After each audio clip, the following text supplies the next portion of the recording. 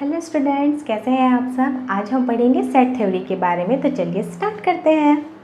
ठीक है, अब यहाँ पे देखिएगा कि ये सेट थ्योरी है क्या, ये हम पहले जानते हैं। तो इसका जो डेफिनेशन है वो हम देखते हैं क्या है। A well defined unordered collection of distinct element is called a set. ठीक है, इसे अब हम क्या समझते हैं। इसमें सबसे दो इम्पॉर्टेंट, बहुत ज़्यादा इंपॉर्टेंट चीज़ें हमारे लिए क्या है। सबसे पहले तो ये अनऑर्डर्ड, ये अनऑर्डर्ड क्या है इसको हम जानेंगे, और यहाँ पे क्या है ये जो डिस्टिंक्ट है इसको हम जानेंगे। ठीक है, कि ये दोनों क्या होता है। तो सबसे पहले अनऑर्डर्ड, जैसा कि नाम से पता चल रहा है क्या है, अनऑर्डर्ड कलेक्शन। ठीक है, अब अनऑर्डर्ड मतलब क्या है, वो ऑर्डर फॉर्म में नहीं होगा, वो क्या होगा, वो अच्छे से लिखा नहीं होगा, लाइन से नहीं लिखा होगा। यहाँ पे देखिए, यहाँ पे मैंने यहाँ पे लिख के बताया है ए इज इक्वल टू, सबसे पहले ये सेट क्या है, ये देखिए यहाँ पे मैंने क्या लिया है, यहाँ पे 1 2 3 4 लिया है। ठीक है, अब यहाँ पे इक्वल टू 1 2 3 4 मैंने यहाँ पे लिख दिया। अब ये क्या है, इसको हम क्या बोलेंगे, सेट बोलेंगे। अब यहाँ पे देखिए, ये तो आपको लाइन से दिख रहा है 1 2 3 4, ये तो लाइन से, ये तो हमारा क्या है, इधर उधर नहीं लिखा है ना। लेकिन अगर मैं क्या करूँ, इसके बदले में यहाँ पे बी, यहाँ पे देखिए 2 को मैंने पहले लिख दिया, फिर 3 को लिखा, फिर 4 को लिखा, फिर यहाँ पे 1 को लिख दिया। ठीक है, 2 3 4 1 मैंने लिख दिया, आगे पीछे करके लिख दिया। इससे कोई फर्क पड़ रहा है क्या, नहीं फर्क पड़ रहा है। मैं आपको यही बताना चाह रही, यही क्या है, ये अनऑर्डर्ड है। ठीक है, अब यहाँ पे देखिए, जैसे मैंने यहाँ पे एक और ले लिया, सी इक्वल टू क्या लिख लिया, 3 2 1 4। यहाँ पे देखिए, इसका जो सीक्वेंस था उसको मैंने क्या करा, इधर उधर कर दिया। तो ये सारे क्या है, ये अनऑर्डर्ड है। ठीक है, अनऑर्डर्ड कलेक्शन है, इसको क्या बोलते हैं, अनऑर्डर्ड कलेक्शन। तो ये क्या है, सबसे पहले सेट के लिए क्या होना चाहिए, a well defined unordered collection. तो पहला चीज हमने जान लिया कि अनऑर्डर्ड क्या है, अनऑर्डर्ड जो अलग अलग होता है, आगे पीछे कुछ भी उसको हम लिख सकते हैं, जो एकदम लाइन से नहीं लिखा रहता। ठीक है, तो ये सारा क्या है, इसे क्या कहते हैं, हम अनऑर्डर्ड कलेक्शन कहते हैं। अब यहाँ पे देखिए, अब यहाँ पे दूसरा चीज यहाँ पे क्या बात हुआ है, डिस्टिंक्ट हुआ है। ठीक है, अब यहाँ पे डिस्टिंक्ट क्या है, डिस्टिंक्ट मतलब सीधा आप ये समझ लीजिए कि उसका कॉपी, उसका डुप्लीकेट। जैसे यहाँ पे ये देखिए, डी इक्वल टू मैंने यहाँ पे क्या लिखा, 1 1। देखिए 1 1 को मैंने यहाँ पे 2 बार लिखा है, फिर 2 2 लिखा है, फिर 3 4 लिखा। 3 4 को मैंने यहाँ पे क्या है, रिपीट नहीं किया। कभी कभी इस टाइप का है। इसका मतलब क्या है, इसका मतलब क्या है, इसका मतलब यही है कि 1 2 3 4 1 2 3 4। ठीक है, इसका मतलब क्या है, ये यही है। मतलब ये क्या है, इसको भी हम क्या बोलेंगे, सेट बोलेंगे। तो क्या है, ए इक्वल टू डी बोल सकते हो। यहाँ पे ए इक्वल टू डी मतलब ये भी क्या बोल सकते हो, डिस्टिंक्ट मतलब क्या है, ये डुप्लीकेट नहीं होना चाहिए, उसका कॉपी नहीं होना चाहिए।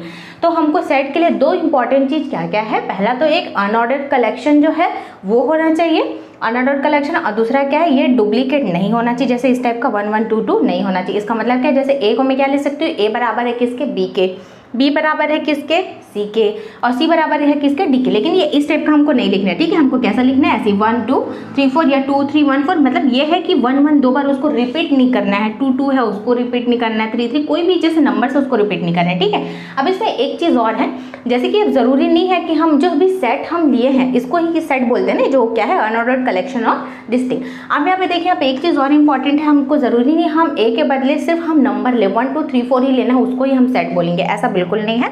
हम उसके बदले क्या कर सकते हैं, अल्फाबेट ले सकते हैं। अब यहाँ पे देखिए स्टूडेंट्स, यहाँ पे मैं एक और लेके आपको दिखाती हूँ सेट। जैसे यहाँ पे ए इक्वल टू हम यहाँ पे क्या लिख सकते हैं, अल्फाबेट ले सकते हैं। कैसे, यहाँ पे ए बी सी डी। ठीक है, और जैसा कि मैंने क्या कहा, अनऑर्डर्ड कहा, तो इसको हम क्या कर सकते हैं, बी इक्वल टू। अब यहाँ पे देखिए, यहाँ पे क्या पता, मैंने यहाँ पे देखिए सी को पहले ले लिया।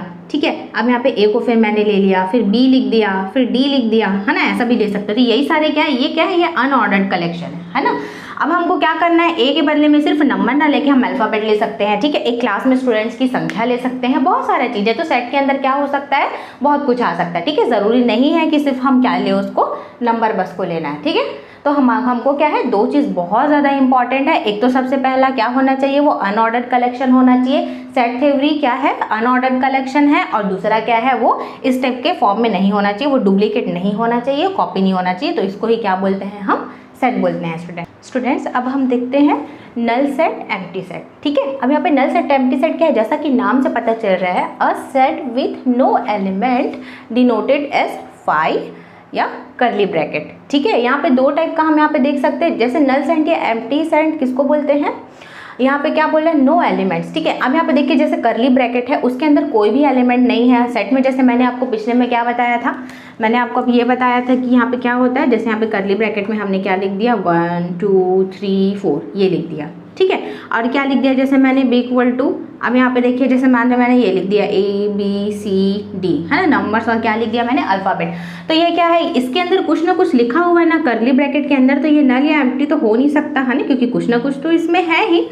अब यहाँ पे देखिए इसी का जस्ट ये उल्टा, जहाँ कुछ नहीं होगा ये सारा कुछ क्या होगा, नहीं होगा, वो क्या कहलाता है, वो एम्प्टी सेट कहलाता है। ठीक है, या तो इसको हम ऐसा लिख सकते हैं, इस टाइप से लिख सकते हैं, और या तो हम क्या लिख सकते हैं, उसको फाइव लिख सकते हैं। जहाँ फाइव लिखा रहेगा वहाँ पे हमको ये समझ जाना है कि वो क्या है, नल सेट है, जिसे क्या कहते हैं, एम्प्टी सेट भी कहते हैं। अब यहाँ पे ये देखिएगा स्टूडेंट, एक बात और मैं आपको बताना चाहूँगी, कभी कभी क्या होता है एग्जाम में इस टाइप से दे देता है। ठीक है, यहाँ पे क्या कर दिया है, इसको ये कर्ली ब्रैकेट के अंदर फाइव डाल दिया, ये बोल रहा है कि ये क्या है, ये एम्प्टी सेट है। तो क्या ये एम्प्टी सेट है क्या, नहीं, इसको हमको क्या बोलना है, ये नल सेट या एम्प्टी सेट नहीं है। ठीक है, क्योंकि ये कर्ली ब्रैकेट के अंदर कुछ तो लिखा हुआ है ना, फाइव तो लिखा ही हुआ है, हमें पे दोनों को एक साथ लिखेगा तो वो क्या कहलाएगा, ये नल सेट नहीं कहलाएगा। ठीक है, तो आपको ये चीज़ क्लियर होना चाहिए कि ये जो है वो क्या है, ये नल सेट नहीं है, ये एम्प्टी सेट नहीं है।